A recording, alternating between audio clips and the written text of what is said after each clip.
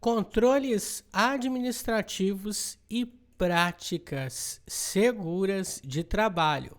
Trata-se de medidas que, por meio do redesenho de procedimentos, práticas e modos de organização do trabalho, permitem reduzir ou eliminar situações, frequência e pessoas expostas ao risco de transmissão e de contrair a doença. Bom, podemos citar o seguinte: a redução do contato pessoal entre funcionários, clientes, visitantes, substituindo as reuniões presenciais por virtuais e implementando o teletrabalho, se possível. Limitação do acesso de clientes e do público ao local de trabalho ou restrição do acesso a apenas determinadas áreas.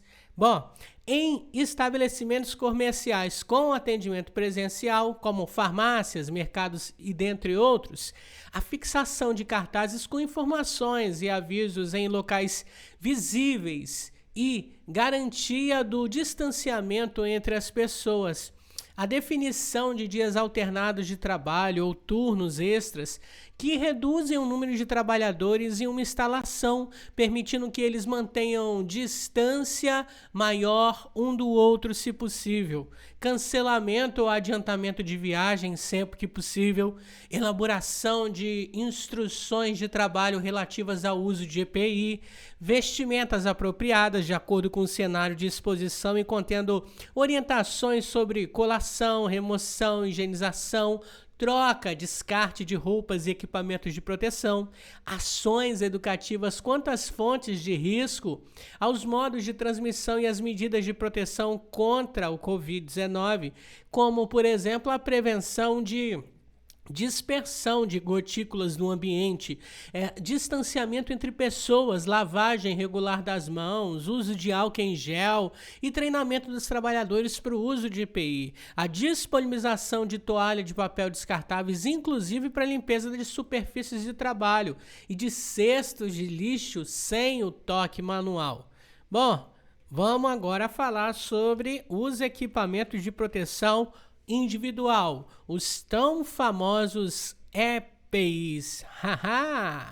Embora os controles de engenharia e administrativo sejam considerados prioritários para controlar a exposição, o uso de EPI também pode ser necessário para reduzir os riscos. Exemplo de EPI: luvas, óculos de proteção, protetores faciais, equipamentos de proteção respiratória.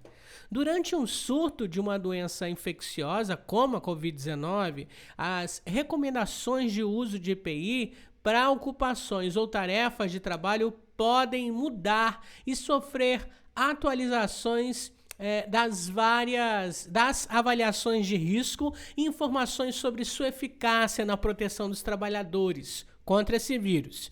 Bom, importante é destacar que nem as máscaras cirúrgicas, nem máscaras confeccionadas em tecido são caracterizadas como EPIs. Bom, trata-se apenas de um equipamento complementar para reduzir o risco de contágio entre as pessoas, ok?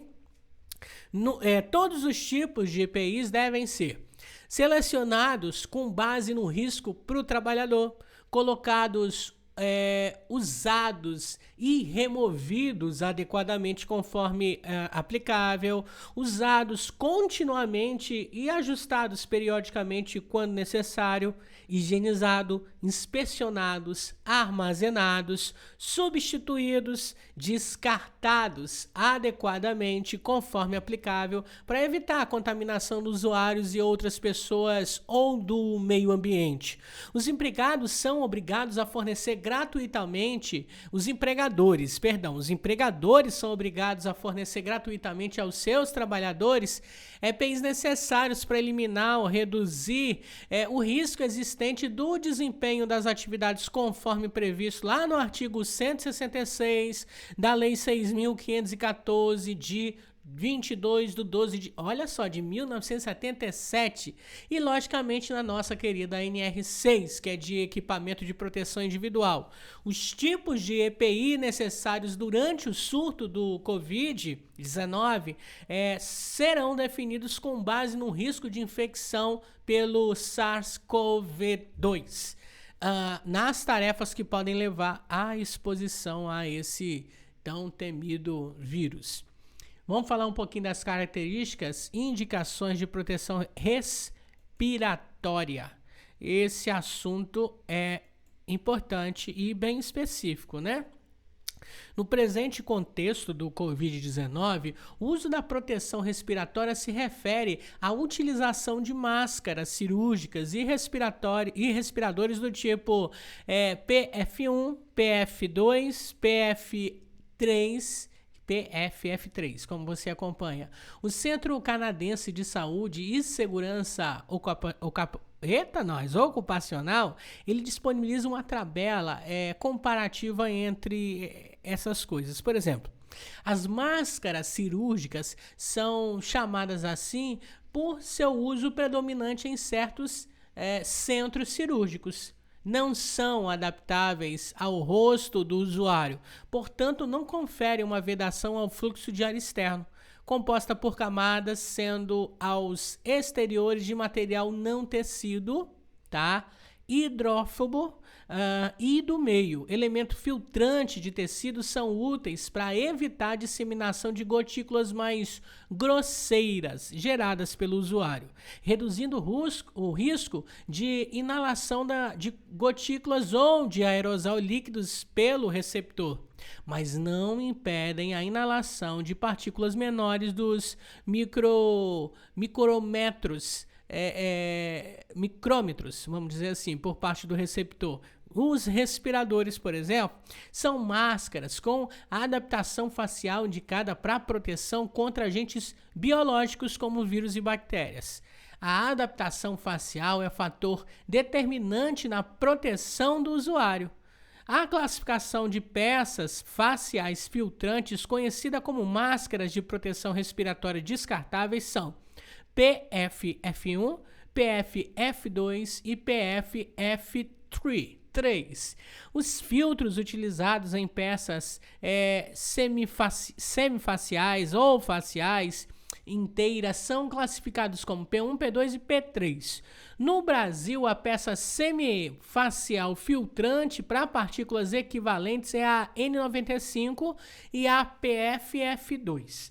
E um filtro equivalente ao filtro número N95 e o filtro P2, tá? Em testes de laboratório para obtenção de certificação, devem possuir eficiência de retenção para aerosóis partículas de 0,3 micrômetro. Que chique, é quase um átomo. Ou seja, 80% no caso de PF e F1 e 94% no caso de PF, F2 e, pasmem, 99% no caso de PFF3. É importante salientar, gente, que os aerossóis líquidos gerados por tosse, espirro e manipulação de pacientes doentes têm medida de diâmetro maior que 0,3. Portanto, a eficiência da retenção nessa faixa é de tamanho maior.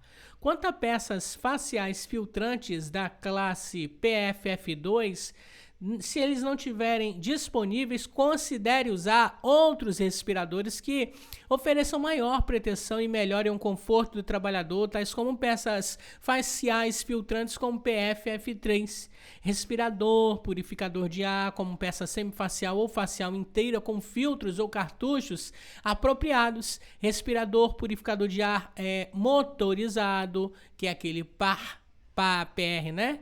Com filtro de retenção de partículas e alta eficiência, o EPA, ou respirador de adução de ar, que é o SAR. Os profissionais de saúde estão potencialmente expostos a aerosóis contaminados em situações de intubação, manipulação de catéteres nasais, manipulação de respiradores artificiais, aspiração de secreções, procedimentos endoscópicos, traqueostomias e outros. Bom, devem utilizar um protetor facial barreira em conjunto com o respirador PFF2. O tipo apropriado da proteção respiratória dependerá das características de exposição e do padrão de transmissão viral. Show? Show!